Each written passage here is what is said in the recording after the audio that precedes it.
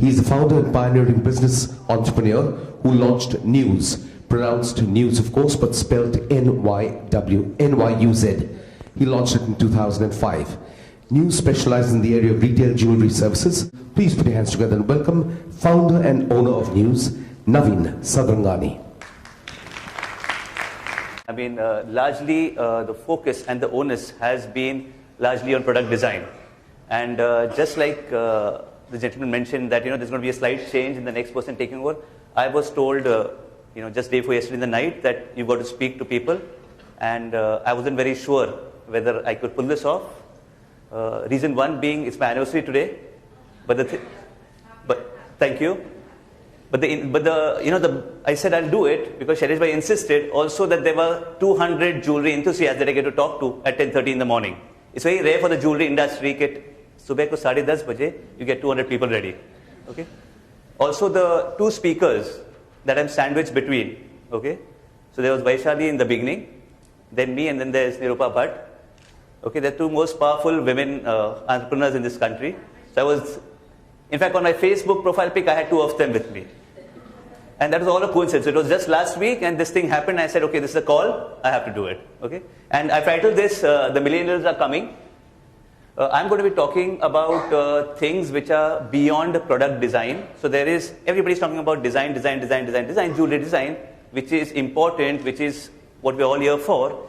But there are a lot of other things that influence the buying pattern or the interest of the millennium customer. Okay? So I'm going to talk about things beyond that. A little bit about me. My name is Naveen Sadarangani. He's already introduced me to what I do. I run a small unit called NYUZ. NYUZ comes from the meaning of my name. Naveen ka matlab local language mein naya, so that's new. My surname is very long, Sadarangani. I take the S from it. New plus S becomes NYUZ. I can't trademark NEWS, so I spell it as NYUZ. I buy the .com. Okay? So earlier people thought NYUZ is, there are 4 partners or it's in New York something. No, it's actually my name just put together in the fame of a brand. It's not the age, it is the characteristic that defines a millennial. So a millennial is typically a person who is very confident. That's how people look at a millennial. A confident customer, very brash, very bold, ready to take their own decisions. So this is what a millennial is all about. Okay? For them, they are looking, when they go to a jewelry store or when they're looking at jewelry buying or when they think jewelry, they are looking more than just the product. They're looking at the overall thing that they're going to get. They're okay with paying for the value addition. They're okay with paying for the experience. This is what the millennial customer is about. The jeweler, on the other hand, is not necessarily of the millennial. He could be of Gen X, which means somebody between 1960 to 1970 born. Now this is where the gap lies. The consumer is evolving faster and is more exposed than the person who's selling it to them. So what I'm going to be sharing with you are a few anecdotes, a few examples, a few real world situations of what I've been doing and some what I've been watching, which influence consumer buying patterns right at the counter. Okay? When we talk about fashion, can you tell me a couple of brands that come to your mind when you think fashion? Zara, okay. On the higher end, Burberry, Versace, Chanel, Gucci, Prada, LV. Okay. So fashion, when we think fashion, we think of all of these international brands, most of them associated with clothes. Okay. But the millennial is accepting all of that, but the way he uses those brands or the way he adorns those brands are very different. So millennial is okay with that extravagant spend, but he creates his own style statement after using this. So he won't, it's not necessarily that he'll wear a Prada or wear Chanel or she'll be wearing those things and showing it off. The thing of the past, till the last decade, people actually wore these top brands just to show it off. But today, a millennial, the way the lady is evolving, she's okay with buying these because she's comfortable in them, but she's going to carry it off with her own style quotient. She could match it with something Indian and she would be more comfortable. Because for her, it's not about the fashion statement or the brand, it's about her style quotient.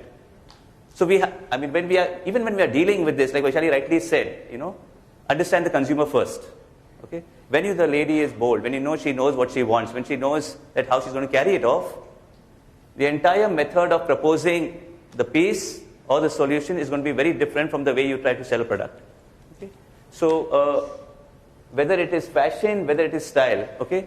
When we are here talking at design inspiration, design is integral to both. Whether it is fashion, whether it is style, there is a design quotient which is extremely important and integral to both. I'm going to be sharing with you a few things which have design influences. Here the design influences are not with reference only to the product. Here the design influences have reference to things related to what makes a product sell. So what are the things beyond the product what make a product sell on the consumer space? Come on, anybody? So very good. Actually says buying experience. Visual merchandising. So visual merchandising, like you rightly said, I mean, when I see these ads at times by a couple of jewelry brands, and when they ask for wanted visual merchandisers, and most people who apply don't even know what VM means. For them, merchandising and visual merchandising is the same thing. Oh, I've been doing this. ये poster को visual merchandising बोलते हैं. हमने merchandising किया है, हमने ये किया है. So even the subject of visual merchandising is unclear to all. But yes, like you're rightly saying, visual merchandising is extremely important in the process of selling a designing product. So there is VM, there is the customer experiences, there is advertising, there is PR, there are all of these influences which can be designed. They don't become something as, it's not like a staple diet as part of somebody's marketing plan. There are people who are working extremely hard, just like most of you design enthusiasts are working on design. There are people working extremely hard on creating a design plan for a company. There is strategy in creating, there is design in creating a business plan, there is design in creating an advertising idea, there is design in creating a customer retention management program. Now when we are thinking design, I belong to that part of the design circuit, the jewelry industry, where I'm designing more than just the product. In fact, I'm designing everything but the product. Okay? I work on something called the 4 C's, which are coaching, consulting, creative services, concepts and creations, where I'm working on largely designing areas of retail which are beyond product. The competition has gone up, and what has been noticed is that when jewelry sells, almost 60 to 70% of a store's sales happen from a customer who's been buying from them regularly. There are new customers, but for a high-end store, loyalty matters more because he has more and more customers buying from him year on year. So there is a 30%, 40% new customer coming in, but 60% of a store sales come from the existing customer. So retentionship is a big issue, it's a big program, it's something which needs design also. So beyond product, there is a design to retentionship. There's something interesting that we did with a store called Anmol. We designed something called a retention program called Anmol Hub.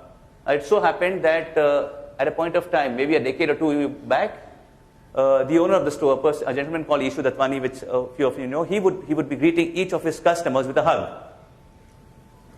As the store grew, distances grew. You had a manager, you had a sales manager, you had a CRM manager, you had a customer service manager, you have salespeople, and you have a nice small cabin or a niche for yourself, which means that you don't get to meet every customer. So every customer doesn't get the hug.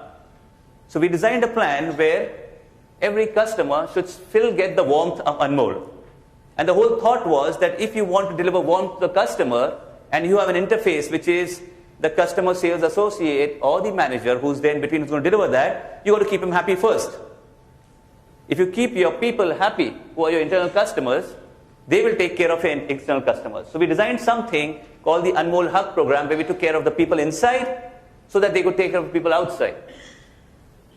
So what went wrong was there was something called this. So the whole idea was a strategy called Hum Anmol Hain. Okay, so jewelry is Anmol, design is Anmol, gold is Anmol, diamonds are Anmol. But what is more Anmol is the precious commitment that we share. So it showed, the campaign showed right from the security guard who welcomes you with an infectious warmth to the passion of the entrepreneur who's made this small boutique store. And it covered every person. Yeah.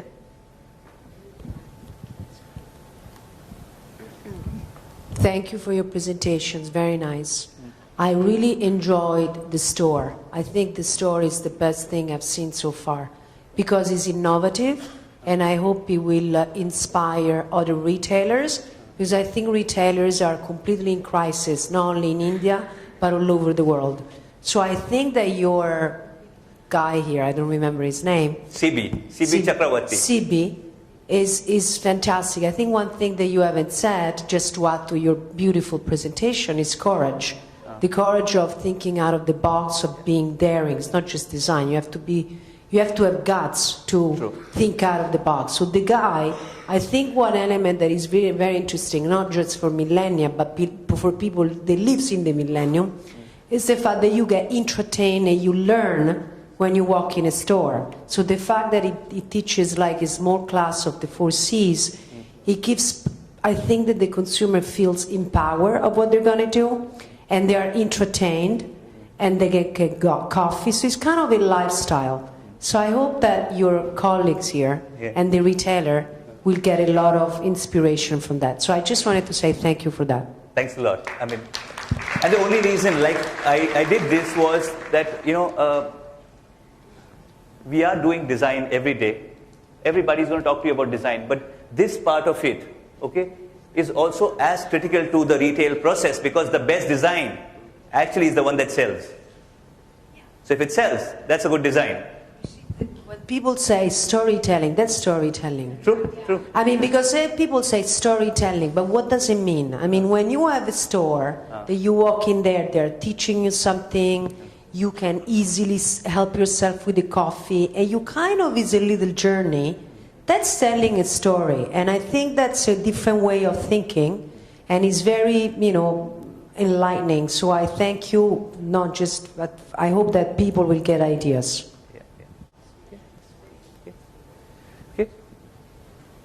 Thank you very much. Ladies and gentlemen, please put your hands together for Mr. Navin for that wonderful presentation. Opens a lot of insights, lots of thoughts, and I'll request Ms. Nirupa Bhatt, member of the Promotions, Marketing and Business Development Committee of GJEPC and Managing Director, India and the Middle East for GIA, to make the presentation and give Mr. Satyanarayana a small token of appreciation and gratitude.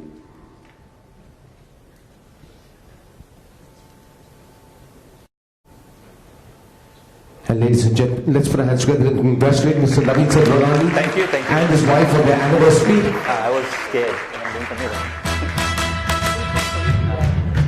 Congratulations and celebrations when I tell everyone that you're in love with me. Thank you. Happy anniversary. Thanks a lot. From all of us out Thank here. you, everybody. I hope it was worth your while, because I was a little scared. More than worth your while. Okay.